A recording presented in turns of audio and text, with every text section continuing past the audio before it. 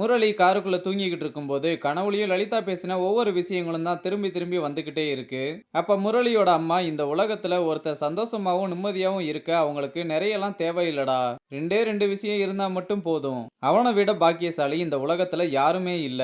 ஒண்ணு தனக்கு பிடிச்ச வேலையில இருக்குது, இன்னொன்னு தனக்கு பிடிச்ச பொண்ணோட வாழ்றது.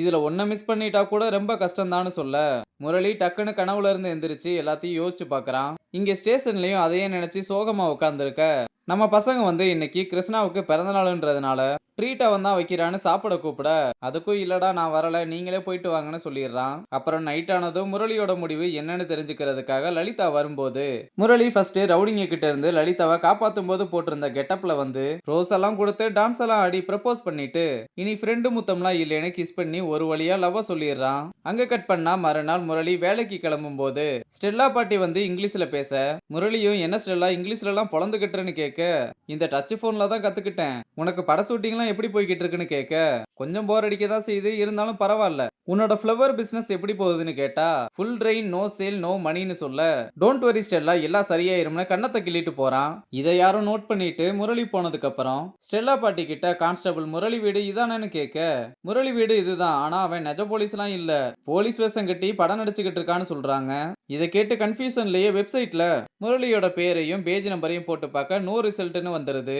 இங்க பழனி வீரப்பன் பீடி வாங்கிட்டு வர, அப்ப முரளி வந்து கவர்மெண்ட் போடுற எந்த ரூல்ஸையும் மதிக்க மாட்டீங்களான்னு கேக்குறான். அதுக்கு அவனும் 75 வருஷமா இந்த கவர்மெண்ட் போட்ட சட்டத்தை வச்சு என்ன பண்றது, பல்லாயிரம் வருஷமா இந்த நிலத்தை ஆண்ட பரம்பரை, எங்களை அடக்க நினைச்சா அடங்கிடுவோமான்னு கேட்க, இது சரிபட்டு வராது, ஒழுங்கா என் கூட வந்துட்டா அடி விழாதுன்னு சொல்லி கூட்டு போறான். அங்க கட் பண்ணா பழனி வீரப்பனை கோர்ட்டுக்கு கொண்டு வந்துட்டு லலிதாவை சைட் அடிச்சுக்கிட்டு இருக்க, லலிதாவையும் முரளியையும் ராஜா பார்த்து என்ன ரெண்டு பேரும் படம் ஓட்டிக்கிட்டு இருக்காங்கன்னு நடுவுல வந்து நிக்கிறான். இங்க எலி வந்து ஐரா கிட்ட ராஜா பழனி வீரப்பனையும் சிவலிங்கத்தையும் கோர்ட்டுக்கு கூப்பிட்டு போயிருக்கான், அவங்கிட்ட எல்லா ஆதாரமும் இருக்குன்னு சொல்ல, இத சும்மா விட்டுறக்கூடாதுன்னு கோவமா கோர்ட்டுக்கு கிளம்புறான். கோர்ட்ல பழனி வீரப்பன் மறுபடியும் ஜட்ஜு கிட்ட நடிக்க, அவனோட லாயரும் ஒரு ஆதாரம் கூட இல்லாம அவர் மேல பழி போடுறாங்கன்னு சொல்றாரு. அப்ப லலிதா ஆதாரம் இருக்குன்னு அடிக்கடி பழனி வீரப்பன் சிவலிங்கத்துக்கிட்ட டிராக்டர் வாங்கின புக்கிங் டீடைல்ஸ், சிசிடிவி ஃபுட்டேஜ்னு எல்லா ஆதாரத்தையும் கொடுத்து, முகமது அலியை இடிச்ச அந்த டிராக்டரையும் நாங்க ரெக்கவர் பண்ணியாச்சு, அந்த வண்டி வெளியே தான் நிக்குது, நீங்க போகும்போது பாத்துக்கலாம்னு முகமது அலி ஆக்சிடென்ட்ல சாகல, கொலை செய்யப்பட்டிருக்காருன்னு சொல்ல,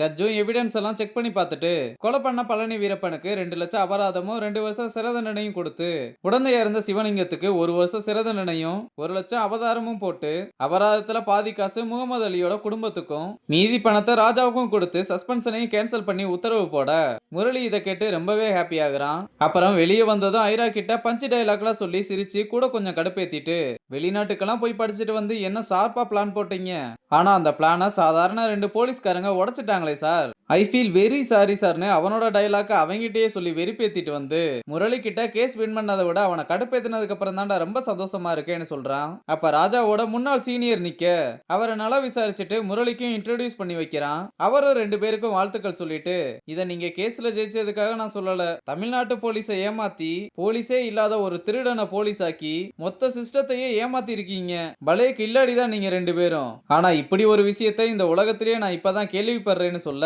2 பேருக்கும் கை காலெல்லாம் உதற ஆரம்பிச்சு அதிர்ச்சியில நிக்கிறதோட இந்த எபிசோட முடிச்சிருக்காங்க.